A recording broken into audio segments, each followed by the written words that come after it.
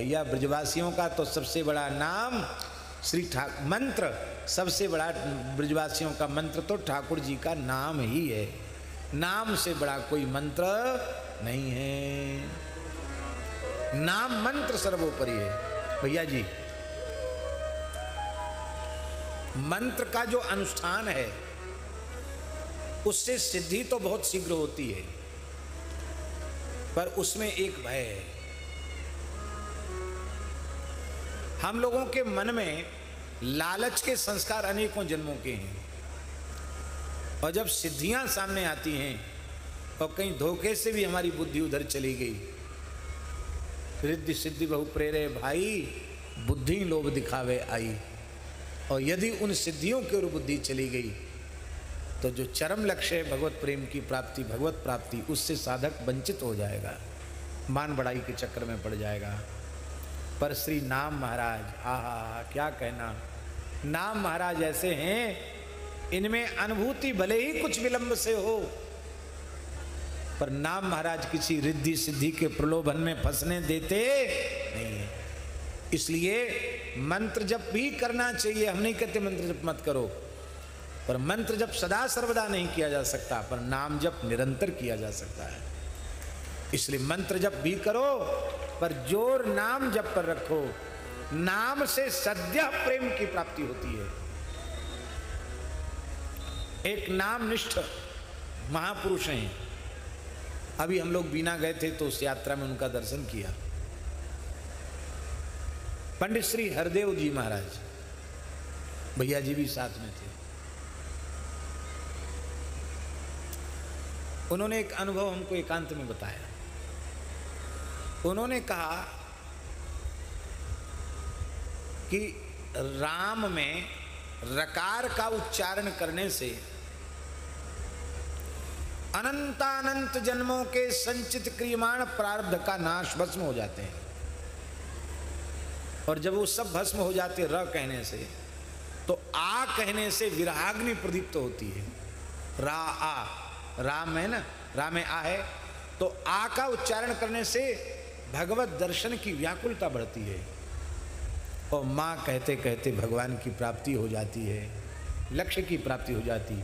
तो रा आ म राम कहते अनुभव है। इस प्रकार से जब राम नाम का उच्चारण होगा तो एक ही राम नाम के उच्चारण में भगवत प्राप्ति हो जाएगी। राम। और भैया जी कैसा विचित्र परिवार देखा, सबके होठ हिल रहे, सबके नाम जब चल रहा, पुत्र हो, पुत्री हो, पत्नी हो, घर में 11 अरब राम नाम विराजमान है। कितना? और ठाकुर जी स्वयं अयोध्या से चल के आए उनके यहाँ, चमत्कारिक ढंग से। संपूर्ण रामचरितमानस राम नाम में लिखी हुई, संपूर्ण श्रीमद् भगवद गीता राम नाम में लिखी हुई, पूरा शिव पुराण, पद्म पुराण, कितने पुराण राम नाम में लिखे हुए हैं। इस समय भक्तमाल जी राम नाम में लिखी जा रही है, और बालक बालिकाएं दिन भर राम नाम गूंजता रहता उनके यहाँ, कीर्तन होता ही रहता है। नए नए युवक भजन में लगे हुए हैं। गृहस्थ हैं, गृहस्थ, एक बेटा एक बेटी, कम उम्र है, ज्यादा उम्र नहीं है, 50 की भी शायद नहीं होगी।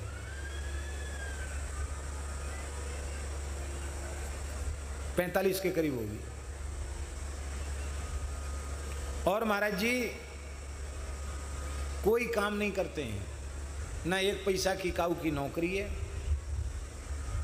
प्रवृत्ति चलाने का कोई साधन उनके पास नहीं है, और किसी वस्तु का अभाव नहीं है। क्यों? वो कहते महाराज हम अनुभव कर रहे हैं, अनन्यास चिंतन्तो माम ये जना पर्युपास्ते तेसाम नित्याभियुक्तानम योगक्षेमम वहाम्यहम। मैं योगक्षेम का बहन करता हूँ, उसका प्रत्यक्ष अनुभव वो व्यक्ति कर रहे हैं। आप चाहें तो देख सकते हैं, हमारी बात पर आपको संदेह हो तो आप जाकर देख सकते, अनुभव कर सकते हैं। जितने भी साधन हैं नाम के अतिरिक्त, बहुत ध्यान से सुनो, नाम के अतिरिक्त जितने भी साधन हैं कोई कम नहीं है, सब एक से एक बढ़कर साधन हैं, पर उन साधनों में कलयुग विघ्न डाल सकता है। पर अनन्य भाव से नाम का आश्रय लेने वाले के नामाश्रयी के साधन में कलयुग की दाल कभी गलती नहीं है। केवल नाम ऐसा है जहां कलयुग की कुछ भी नहीं चलती है। इसलिए भैया नाम सर्वोपरि है। मेरी प्रार्थना है माताओं से, ये ब्रज के गांव की माताएं खेत खलियान में भी काम करती हैं, घर में भी काम करती हैं, गैया भैंसन की सेवा भी करती हैं, बालकों की भी सेवा करती हैं, अपने परिवार की सेवा करती हैं। आप सब काम करें।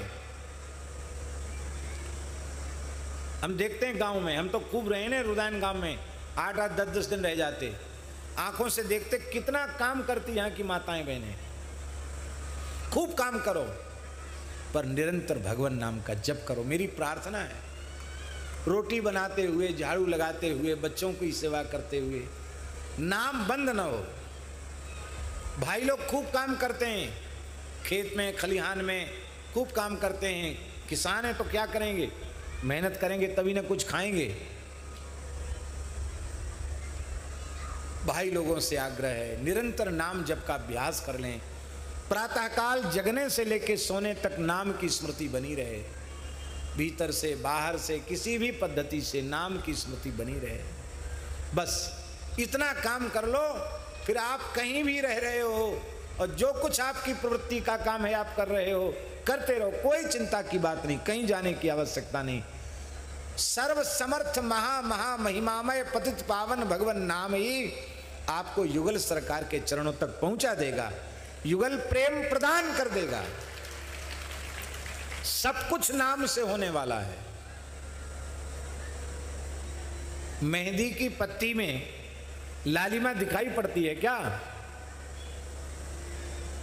कोई मशीन से उसका अर्क निचोड़ा जाए तो कैसा निकलेगा? लाल की हरा, हरा निकलेगा। और उस पत्ती को सिल पर धर के लोढ़ी से पीसो तो पीसने वाले के हाथ लाल हो जाएंगे।